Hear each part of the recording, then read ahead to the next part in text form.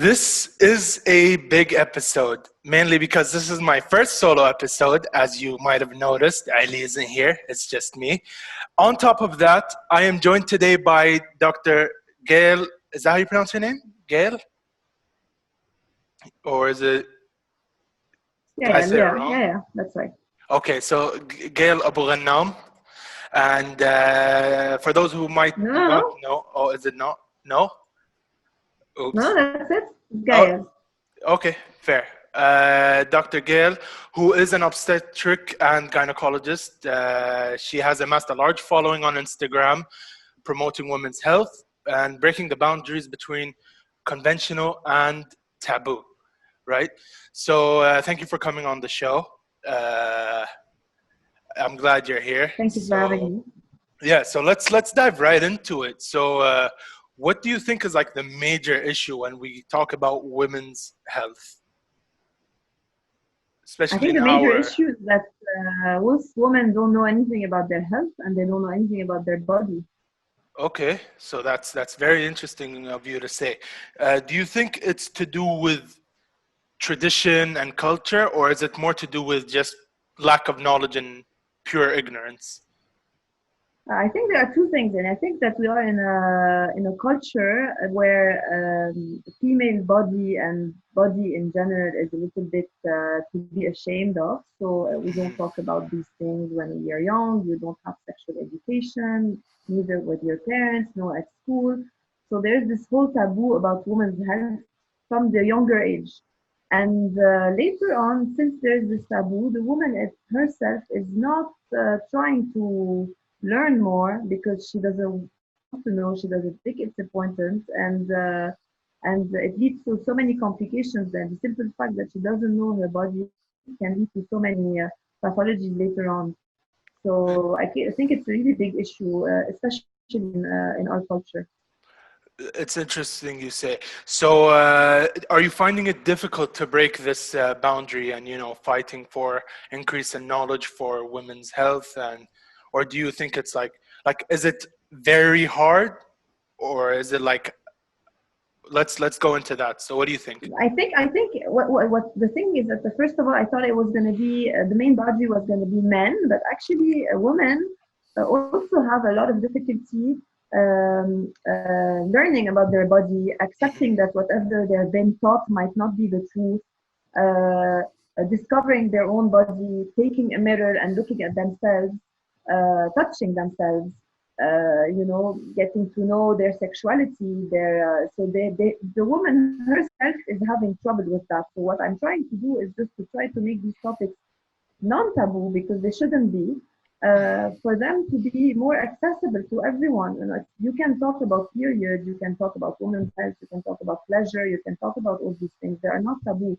If we untaboo them, then women would be more at ease exploring these concepts in their own body.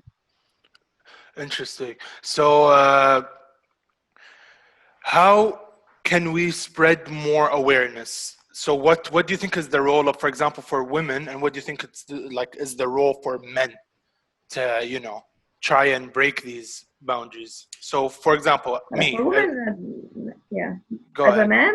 As a man, I would say learn about women's body and women's cycle and hormones, and be sensitive about these things. I think we live in a patriarchal society, and unfortunately, men are the boss. And so I think if men are more interested in these topics, more listeners of what women would have to say, more if they have complaints, if they feel hormonal sometimes, and not to be shameful, not to be dismissive, I think it would also make a big difference. And for the women, I think they have to, if the ones that are aware of these topics, they should talk about it and they should spread awareness. And the ones that are not, they should be ready to listen and to break the boundaries that they have in their heads, that everything they've been taught since they're kids is wrong. And I will give you a very simple example. We always say that the first intercourse is going to be very painful. It's going to be associated with bleeding. This is not true, and this is medically evident, scientifically evident that this is not the case. But this has been implanted in our brain since we are kids, and even if I say it once and twice and three times and 100 times on Instagram and 100 times in my clinic, and I keep on doing podcasts and videos, women will still come to me and say, I'm afraid because I know it's going to be painful. I know because they told me I'm going to see blood. So it's so difficult to break these concepts that have been implemented in their head since they're kids. So Now, we have all to be involved. mhm. Okay, so I want to touch up on that. So they're told that their first experience with intercourse is usually painful. So where do you think they have gotten that idea from? And if it's from their parents, where did they get that idea from? So like, where did it all start? Where this whole like I think it's it's an painful? idea that has been perpetrated for I think Sorry. it's been perpetrated from generation and generation and generation, where mothers are telling their daughters and friends are telling their friends that intercourse will be painful. Maybe because someone had a painful intercourse, and they just have been repeating this forever and ever. And at the same time, you also have the. Do you hear me? Yeah, you're. I can hear you. Next one, I You're. cannot. Yeah, no, Okay, I'm sorry. yeah.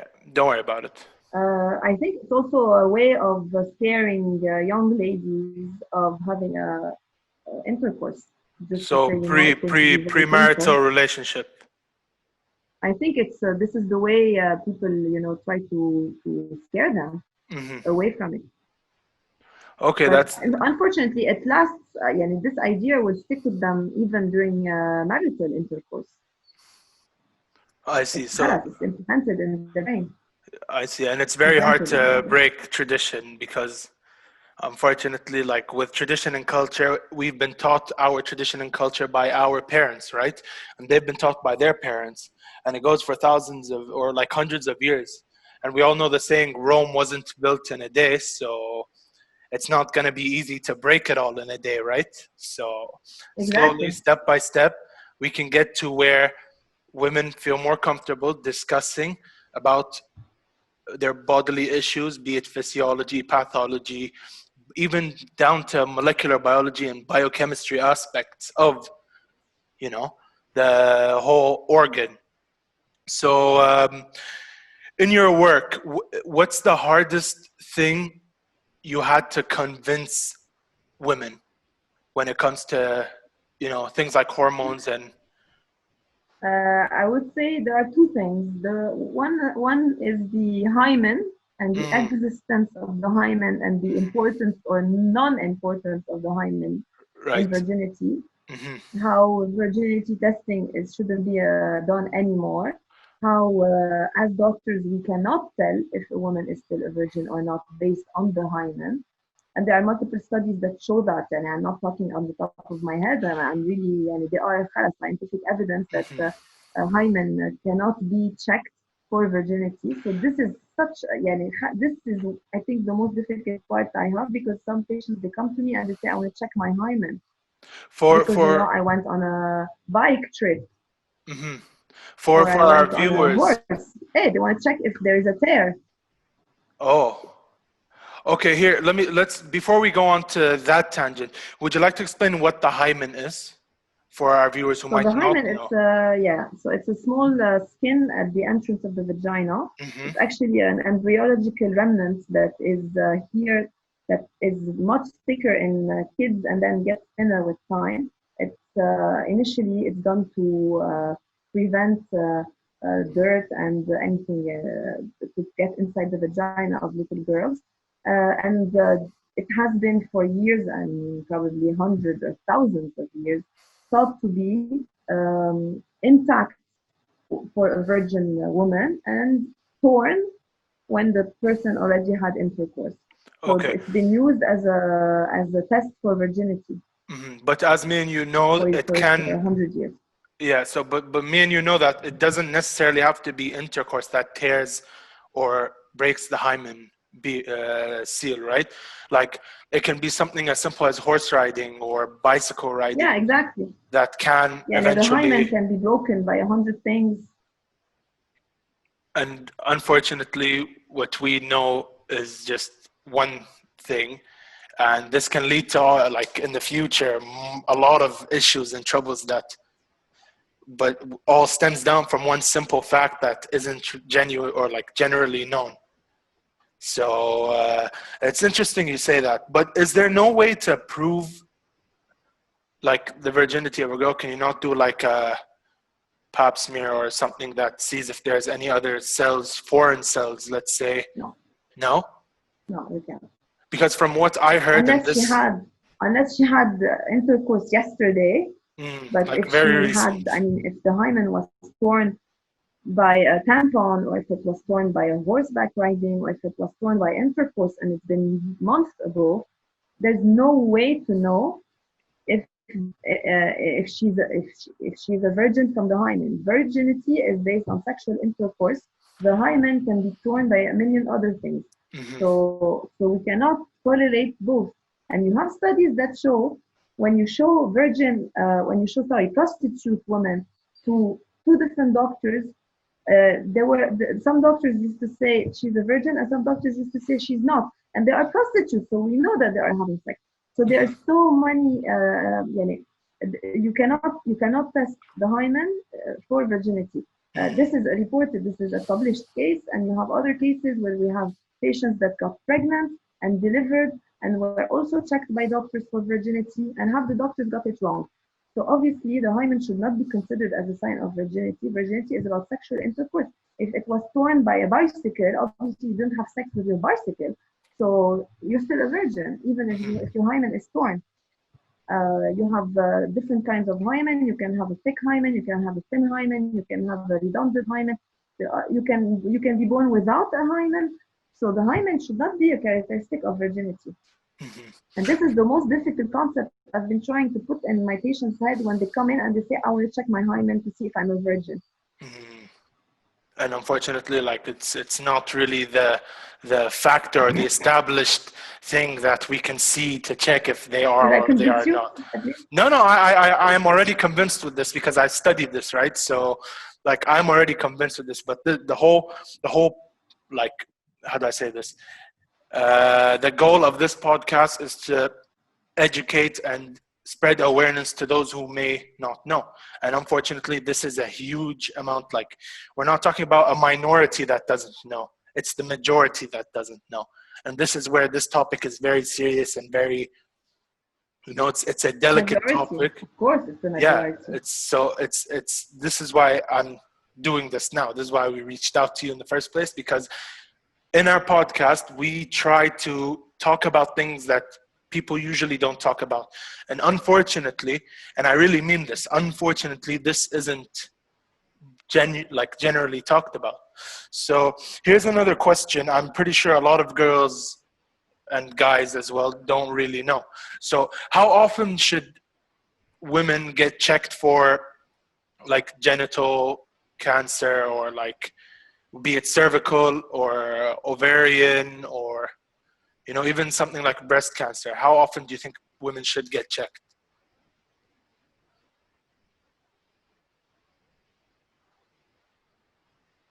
For cervical cancer, they should be checked once they're sexually active, starting 21. And these are their recommendations from the US. Some other countries, they have different recommendations. They start at 25.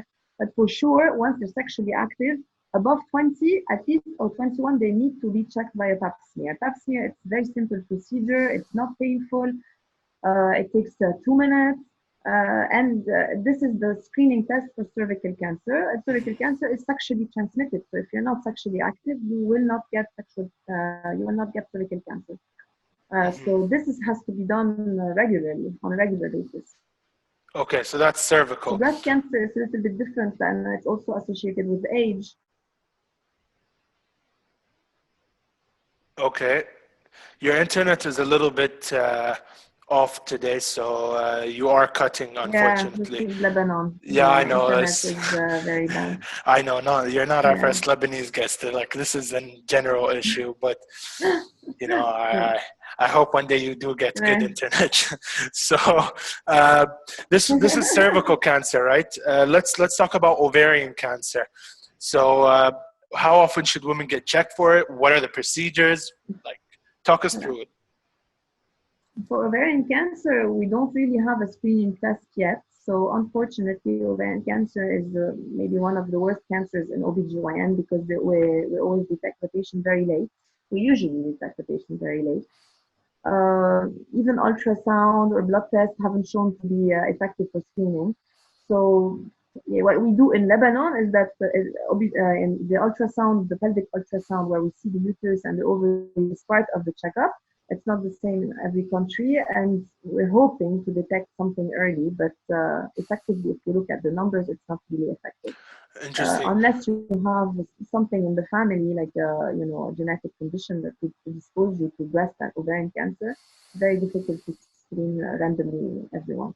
Mm. And what type of genetic disorder is it? Like passed down from the X chromosome, the Y chromosome, or do we not know this yet?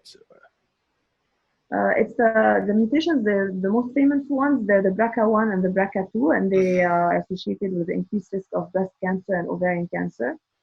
We talked about them a lot at some point because Angelina Jolie has one of them. I don't know which one, Yes. and she had a total mastectomy, so she removed both of her breasts. Hmm. I don't know what she did with her ovaries, but anyway, so she made these mutations a bit famous, and she raised a lot of awareness around these cancers. Yep.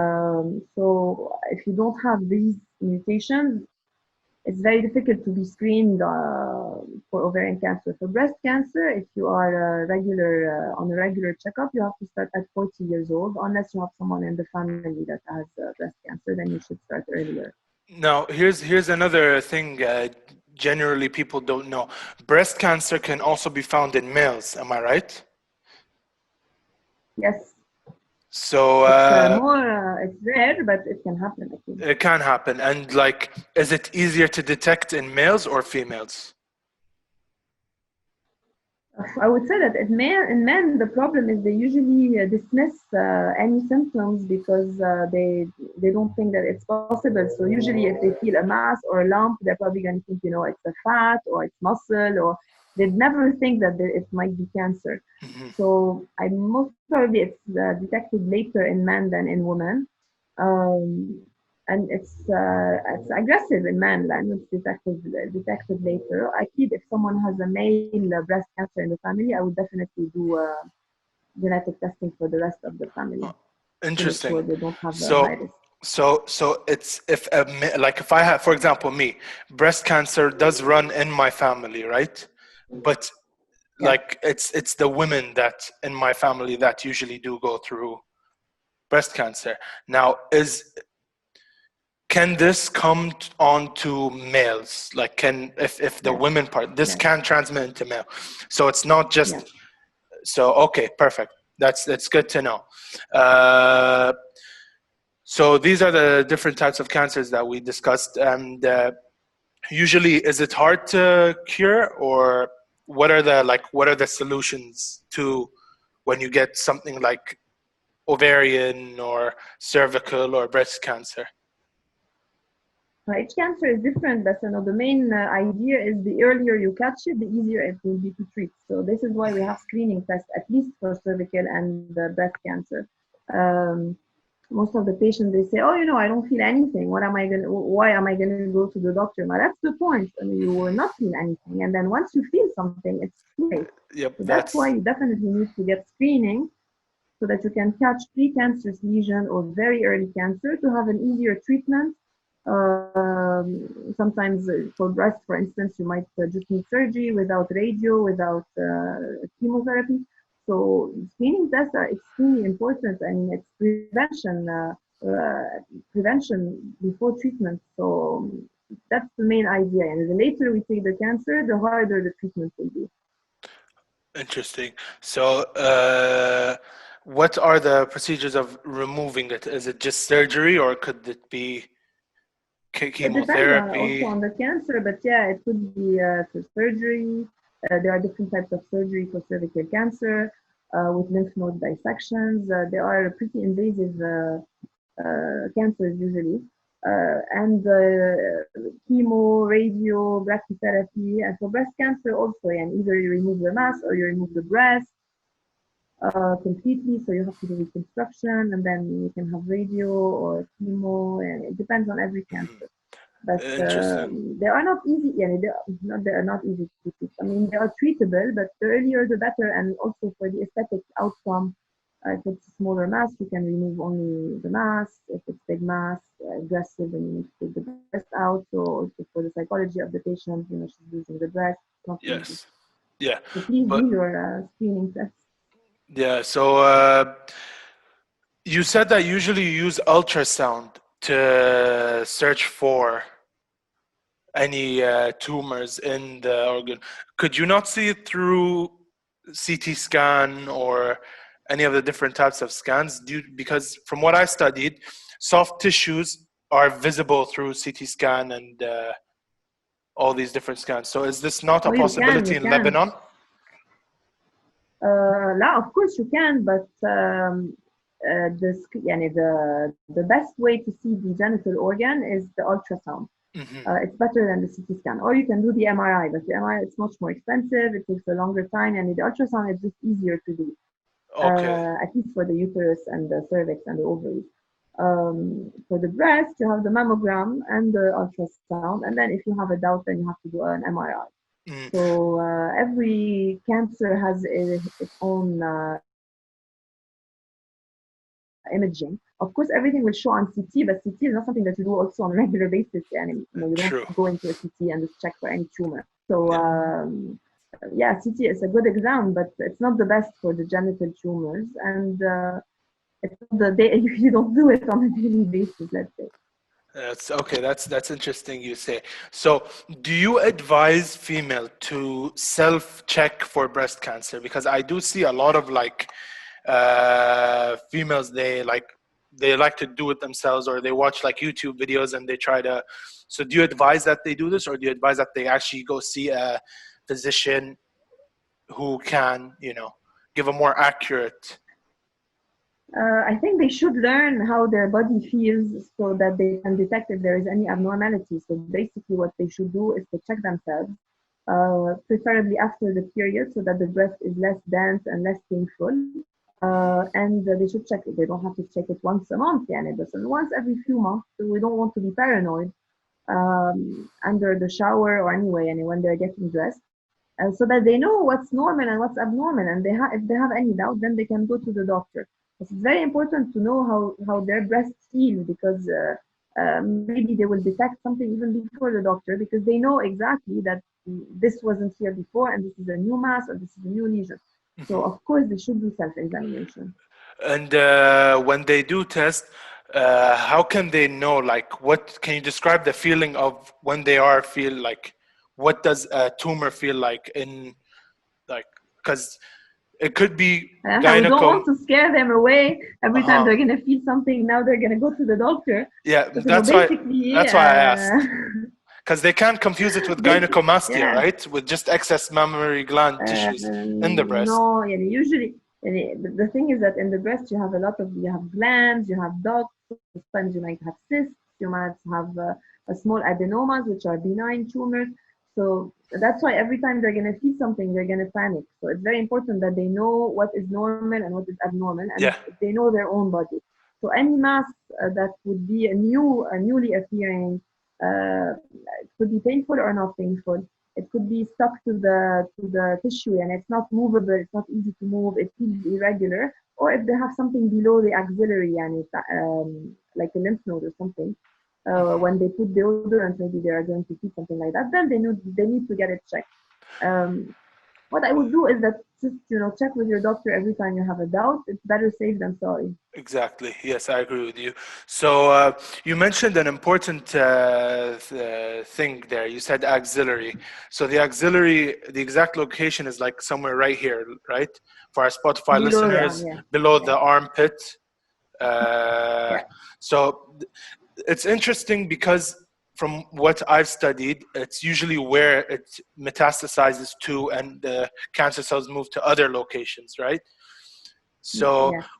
but how can not how can we know, because obviously there's no way of knowing if it's metastasized, but what is like the major factor of metastasis? Like, how do we stop, like, are all the tumors gonna end up metastasizing, or can it just be benign and just grow in its place?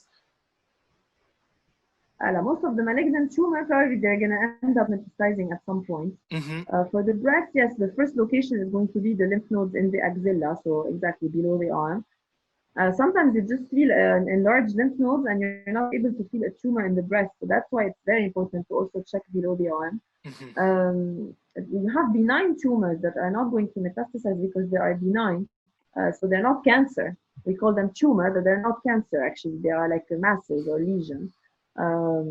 Tumor, it just means that there is proliferation of cells, but it could be benign. It doesn't mean that it doesn't need surgery, it doesn't mean that it doesn't need follow-up, but it means that it will not progress to a more invasive or aggressive disease, let's say. Mm-hmm.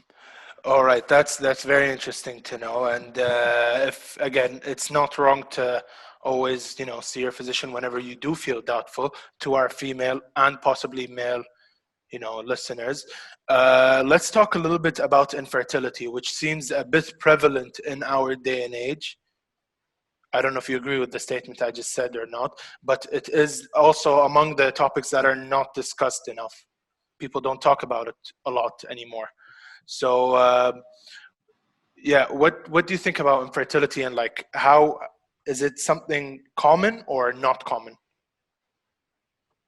I think it's more common than when we think. It's more common, sorry, than we think because people don't talk about it. So maybe a couple has difficulty getting pregnant, and you just never know because they end up having a baby, and you never know that they have to go through it. So I think it's more common than what we think.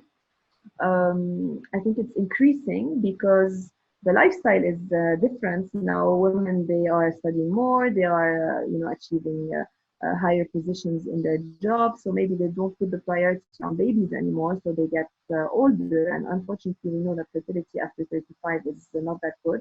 Mm-hmm. So they may try to have babies later in their life, and this will cause more infertility. We also Okay. have a lifestyle that is terrible. I mean, we smoke, we eat fast food, we have pollution, and all of these they can affect the gametes. And so I mean the ovaries and the spermatozoa both. We work on our computers. We know that when we put the computer on the testicles, it will increase the temperature of the testicles, so it might cause sperm defect.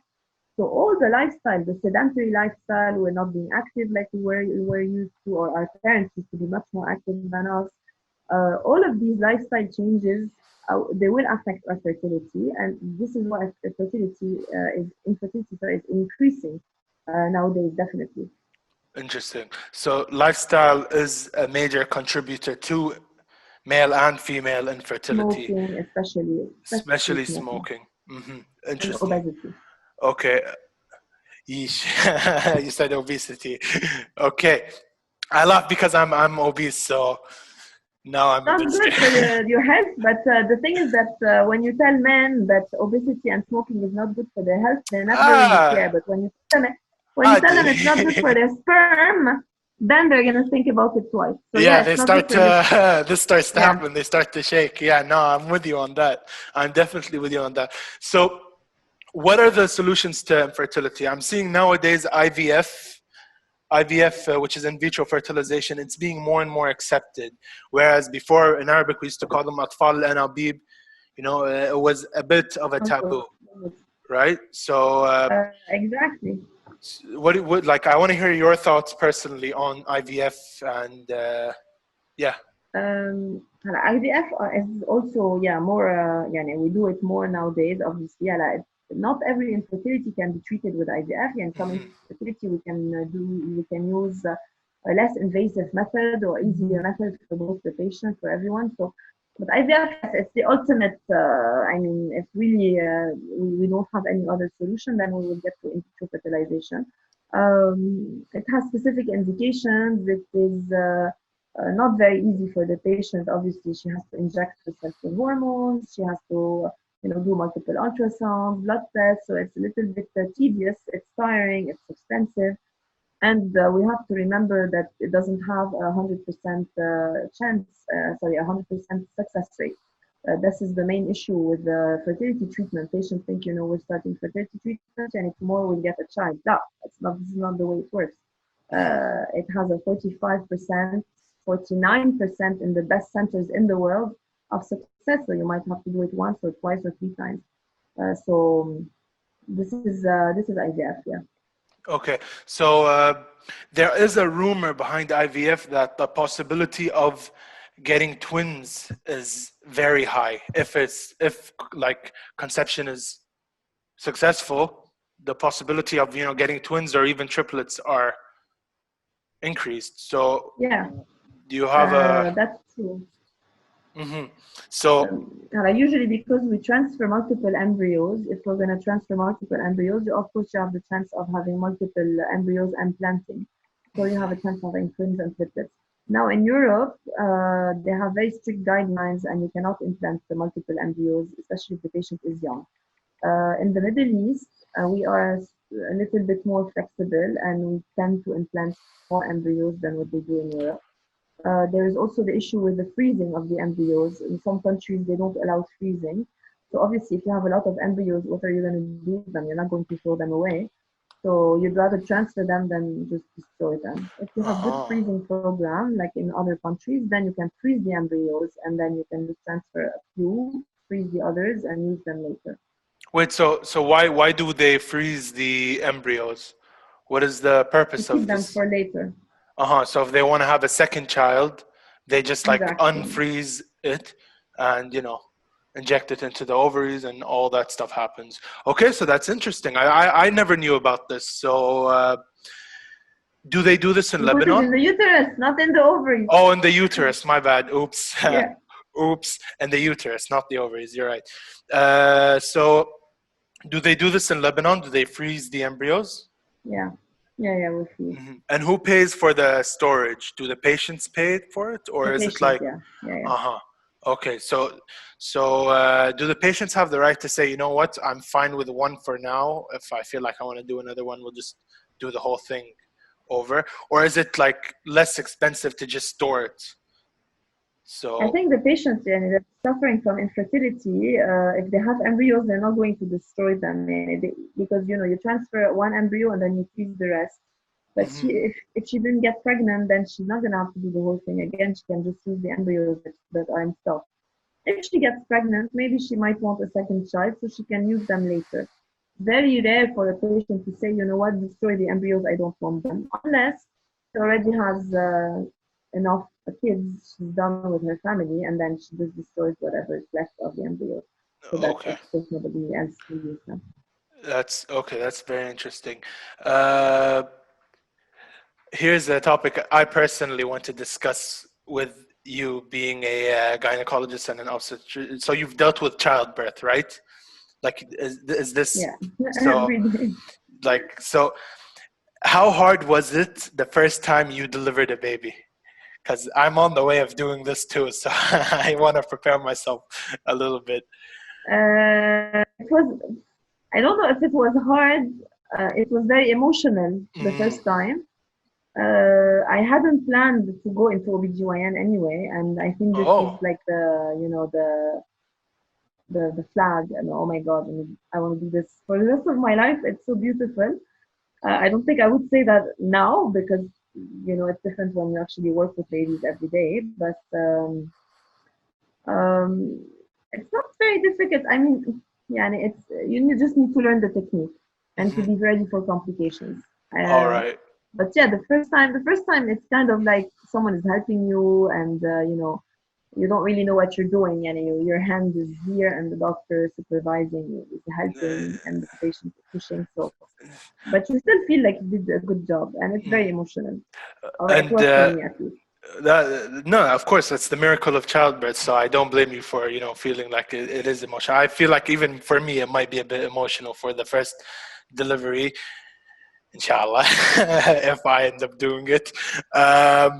But there are people who are now like preferring to deliver their children in a different method. So have you heard of the underwater birth or the water, like they, what do you think about this? Is this Yeah. something good? Is it something So bad? I think a lot of people are we were delivering at home for thousands of years, and then Hmm. we medicalized more and more the birth, and now people are trying to go back to a less medicalized birth, probably because C-section rate has been increasing, Yeah. complication rates have been increasing, and patients they are being more they read about these topics, so they want to try, and also going back to their body, their own sensations. So a lot of patients they're asking for physiological birth, without epidural, without any medication, without medical intervention. A lot of them they want to deliver at home. I don't know what's done in Kuwait,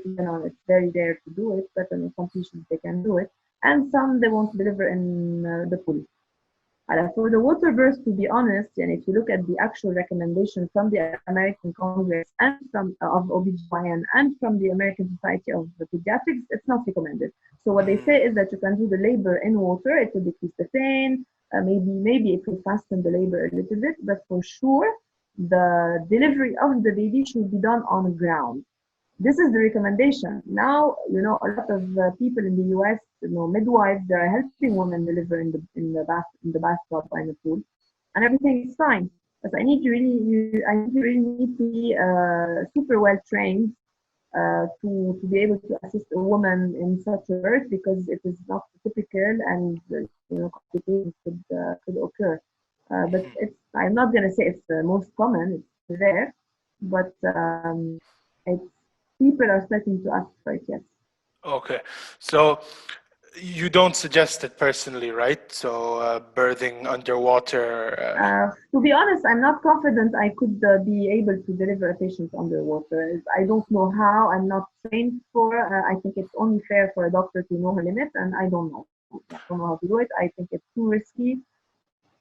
I'm not comfortable. I'm sure if someone is comfortable, then of course go ahead. If it's an easy pregnancy, smooth pregnancy, no complications, no risk. She's not far away from the hospital. She's ready. She's been prepared. She's been taking her prenatal classes. She's well surrounded, of course. But for me, I'm still a doctor. It needs to be in a controlled environment, and water is for me is not really controlled. Okay. I'm sorry, as the midwives are listening to us, or anyone who wants to deliver in water, but I mean, they can find someone to support them. But this is not my case. I'm not. fair enough. No, no, it's fair I'm enough. not. I mean, we're all entitled to our own opinions, right? So if this is your opinion, that's fair enough. I don't see the issue with it. But what, because I'm not too sure on this myself, but what are the possible complications of childbirth? So what can go wrong while delivering a baby? Oh, yeah. Everything can go wrong. Oh, okay, that's okay. I That's would my say the fault for most asking that. most common complication would be bleeding, Bleeding. severe bleeding. Already childbirth, it's very, very bloody. Hmm. And I think we are the bloodiest specialty. I don't know if you passed by OBGYN already, but really, it's very, very bloody. No, But I. when the patient is bleeding, and if you think about it, the uterus is linked to the aorta, so she can bleed very, very fast. Mm. And this could cause, like, possibly cause DIC, right? Which is very hard to Exactly, yes. manage. And that Sorry, you were saying? it could cause death in the end. Yeah, and the patients die. It's very Hmm. rare, but it happens. Yeah, it is rare, but it does happen, which is important.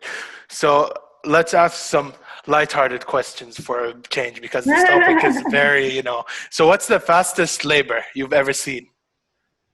Like the fastest? Oh, I'm not sure if I you don't can know. I answer would this or not. say I don't know, 1 hour maybe. I don't know. Oh I wow. didn't make it. I didn't make it on time. She delivered before I made it, but probably she Oh, was in pain for a while and she didn't know.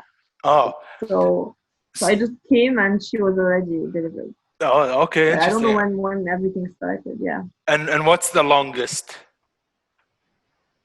Uh, I would say more than 24 hours. And for patients then that really want to go for no medical intervention whatsoever, it can take more than 24 hours. This must be exhausting for you as well as the woman giving birth, I For can the imagine. patient, yeah, yeah, yeah. Yeah, but what?